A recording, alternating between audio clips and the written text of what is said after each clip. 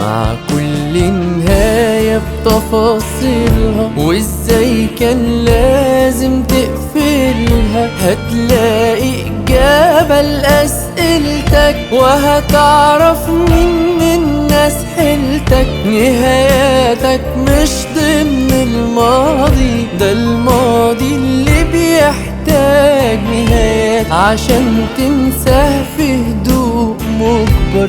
الشخص اللي بيفضل راضي دايما ما يشوفش إلا البدايات، ويسيب الجرح معاه يكبر ويعجز من غير ما يبالي.